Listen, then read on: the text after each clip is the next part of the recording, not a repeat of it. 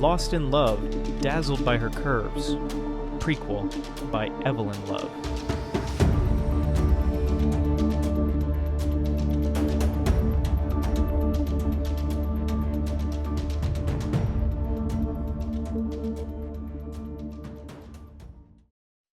Chapter 2. After 4 days, Charles went back to the restaurant.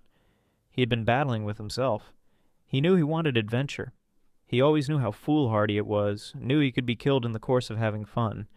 He had finally concluded that Jennifer could have some sort of legitimacy, and must have spoken with a hidden message somewhere in her words, a message he had been so dumb not to have noticed. He decided to do the next best thing, return to the restaurant where he had first met her. He felt it was symbolic, and she would reach out to him once she knew he was there. How she would get that information, he did not know. For all he knew, there could be hidden cameras in the restaurant. He sat at the table and ordered a burger. There were strange faces at the restaurant, not that he knew the faces from the last time he had come in. These faces were hardened. The ones whose faces were not had dangerous-looking eyes. Charles had always been intuitive and could easily read a person. They seemed tense as well, most of them. He counted. There were 7. The rest of the people in the restaurant looked like normal people, but the 7 he had noticed looked like they were forcing themselves into the normal clothes. They should have all been dressed in army gear or a combat outfit. He could spot the guys that had been working out just by looking at their arms, and not just normal workouts. The guys looked like fighters. He bit into his burger and wondered if he should be worried. He could not be the object of their interest. He was pretty much unknown by face. It was the Hill in his name, and that rang a lot of bells. But he was not going to tell anyone he was a Hill. Just then, his phone started ringing. It was not a loud sound, but he saw 3 of the men look towards him before they quickly looked away.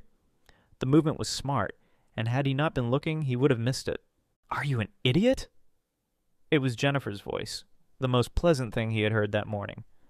"Well, good morning to you, too. You don't get to meet in the same place twice. What part of a secret agent don't you understand? How was I supposed to contact you? Fuck, they gave me an idiot. Hey, quick, before the men suspect you. You see them too? Shut up, Charles, and listen. Pretend this is a call reminding you of an appointment."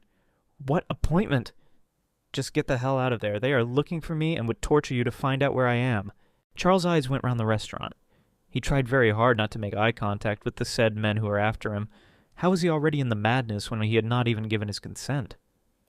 "I will see you soon," he said loud enough into the phone for the people in the restaurant to hear. He stood up from his table and headed towards the door. From the corner of his eyes he saw the men stand too. Immediately after he was outside, he broke into a run. He had left his bike at home, expecting to share a ride with Jennifer, to see her up close and know what was going on with him. The girl had been raiding his dreams, and her image had been plastered in his mind since their first meeting. From behind him, strong footsteps followed. He turned and saw 3 men running after him. "Fuck!" he exclaimed. The other 4 would be using alternative routes by now, looking for a way to block him off. As he ran, Charles decided he would transfer them half of his father's wealth instead of telling them about Jennifer. Her green eyes were one feature of her body he could not wait to observe up close. There were other features too, but he was not even sure he would make it out of this pursuit alive. "Stop!" a voice commanded threateningly as he made it into an alleyway. He paused and glanced behind him. The man had a gun pointed at him. The door of the factory nearby was open. Charles concluded that was where he must have come out of. Stupid shortcuts. "No sudden movements or I shoot you," the man said, approaching him. The shirt he wore hung awkwardly on his body because his body rippled with muscles and the shirt was too small. Charles wondered what it would take to take the man down. He was walking towards him like he owned the fucking place. "Who are you?" Charles asked, trying to distract him. "Shut up!" He was close to Charles now and was more focused on shutting him up than keeping his gun. Charles hit out fast. He hit the nerve just at the elbow inside. He knew how it shocked the whole hand when something hits there. The man's gun tumbled to the ground. At 5'10", Charles was the smaller of the 2 men, but he was also the faster one. When the man's other hand swung around, tightened into a fist, Charles bent quickly and slammed his fist into the man's groin. The man groaned and bent over. An uppercut flung him to the ground. Bullets slammed into the ground and hit the wall. Charles slipped through the door from which the man had come. The man's partners were firing at him, and staying out in the open was no longer wise. The men were really all over the place looking for him. He ran through the factory warehouse looking for an opening. When he found it, he dashed out and into the barrel of a gun. Another man was by the parking lot just in front of the door waiting for him. Charles stood there, shocked into silence. Why were the men all over him? What had Jennifer gotten herself into that there were so many men hunting him? At the same time, Charles wondered if they were kidnappers sent by Jennifer to capture him. The sound of a car came to his ears as if from a distant dream. It was when his assailant turned and began firing at the car that Charles realized it was not a dream. The car knocked the man high up into the air along with his gun. Charles watched it all unfold before him as if it was a series of slow-motion actions. He saw from the corner of his eyes 3 more of the men running towards the car. Then the car door swung open. "Get in!" Jennifer shouted. The gun that had escaped the hand of one of his assailants was almost falling on his head when he caught it, turned towards the men running towards the car, and squeezed off 3 bullets. He got the first man in the stomach, the second man on the shoulder. The third man lay flat and was not hit. He jumped into Jennifer's car, adrenaline pumping, and the car zoomed out of the parking lot. Chapter 3. Jennifer took them to a safe house, which failed to convince Charles of their safety. "I need to get back home," he said. "You can't. Not now." It actually sounded like she cared about him, and not just her series of missions. "I mean my real home with security guards and an automated defense system." "That's why you should not go home." "What?" "Someone in your father's company is helping the terrorists who are after you today." "What? That is impossible!" "Your father was a man who liked to include everyone in the scheme of things. Let us just say that some clever fanatics found their way into his company." "This is unbelievable."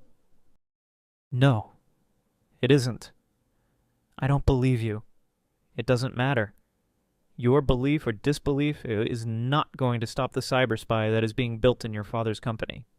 "Cyber spy?" "Yes, a device that can break through anything. It is a collection of passwords, real and imagined, and it can create new passwords depending on the complexities of the passwords it meets. It can break through firewalls, override executive orders. Do you know what that means?" Charles shook his head. "It means they can unleash U.S. rockets and atomic bombs on the U.S. They can override the president's authorization." "Fuck." "I took something from them the first time I saw them. Something they needed. Something that without it the device cannot be completed." "What?" "You." "Me? You're the key needed to bring their project online. Your father made the both of you this company's password." "When you say me, what do you mean?" "The whole of you. Voice, fingerprint, eyes, face, body, everything. They need you alive." "How long have you known this?" "Ever since Mr. Hill alerted us of some other forces working in his company." "He told you about it himself?" Charles was surprised. I did not think he had it in him to refuse money. He could sell this to a lot of people. "There are many things about your father that you didn't know." "And you know?" "Yes, a lot. That is why you must not go home." "What will I be doing here?" "Assisting in the investigation. You haven't given me a response on my offer." Charles would have wanted another offer, an offer that involved his hand running through her irresistible curves, but he dared not say it. Jennifer's green eyes glittered from the light hanging over them in the safe house. "I don't have much of a choice." "You do. I will only join you on one condition." "Okay." "I get to go out on the field and root out this idiot trying to hijack my company." Jennifer shrugged. "I will have to run it higher up the chain." Charles nodded and settled into the sofa. Jennifer stood in front of him making a call. Charles could not help himself. His eyes were on the firm backside, stretching the back of her trousers. She was wearing jeans with a white shirt and folded sleeves. The shirt had been buttoned low so that part of her cleavage showed. After the call, Jennifer turned around to find him staring. With her butt out of view, his eyes settled on her cleavage. "Don't stare too much, Charles, so I don't mistakenly kill you." Charles swallowed and focused on her face with some difficulty. "The boss says it is risky, but you have shown you can handle yourself in the field." "Okay, so I can join you?" "There is one slight thing, though." "What is it?" Charles asked. "It could not be that bad. You kill yourself if you are captured. If you don't, I will do so myself. The stakes are too high." The request came as a shock to him. The hundreds of spy movies he had seen had not prepared him for this. It was frightening having to end his life. "Fuck.